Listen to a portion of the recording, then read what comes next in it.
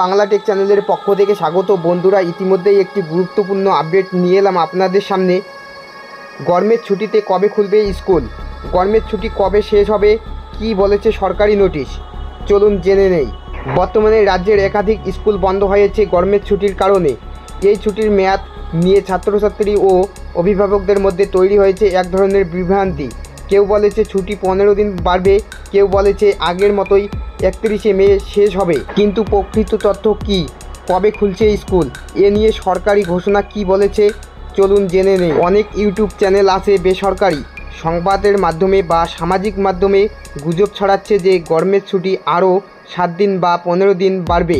এই ধরনের খবর ভিত্তিহীন এবং বিভ্রান্তিকর। বর্তমানে যেটি সরকারি নোটিফিকেশন হিসেবে পাওয়া গেছে তাতে একেবারে স্পষ্টভাবে জানিয়েছেন 2025 সালের 2রা জুন সোমবার স্কুল খুলবে। গরমের ছুটির মেয়াদ 31শে মে পর্যন্ত থাকছে এবং স্কুল খুলবে তা ঠিক পরের কার্যদিবসেই।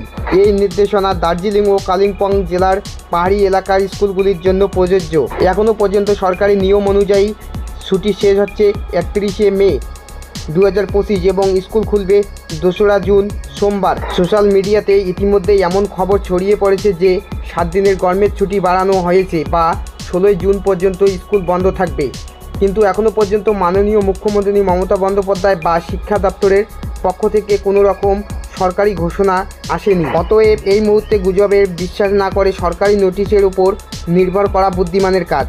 যদি কোনো নতুন নোটিফিকেশন আসে তা সঙ্গে সঙ্গে প্রকাশ করার জন্য এবং আমরা সবাই তা জানতে পারবো। ছুটি দীর্ঘ হলে সমস্যা কি হতে পারে, কেন বাড়ানো হবে না, চলুন জেনে নেই। অনেক স্কুলে এখনও ক্লাস 11 ও 12 এর ছাত্রছাত্রীদের নতুন বই হাতে পাননি। প্রথম সেমিস্টার এবং ইউনিট টেস্ট এর প্রস্তুতির জন্য প্রয়োজন নিয়মিত ক্লাস। সেপ্টেম্বর মাসে উচ্চ মাধ্যমিক স্তর প্রথম সেমিস্টার ও তৃতীয় সেমিস্টারের পরীক্ষা আছে। তাই বেশি ছুটি হলে পড়াশোনায় বড়সড় ঘাটতি হতে পারে। তাই সরকার আপাতত নতুন করে ছুটি বাড়ানোর চিন্তা করছে না। সুতরাং এই মুহূর্তে আমাদের হাতে যে সরকারি তথ্য আছে তাতে করে 2রা জুন 2025 সোমবার স্কুল খুলছে। এই মুহূর্তে গরমের ছুটির বাড়ানো নিয়ে কোনো রকম সরকারি ঘোষণা নেই।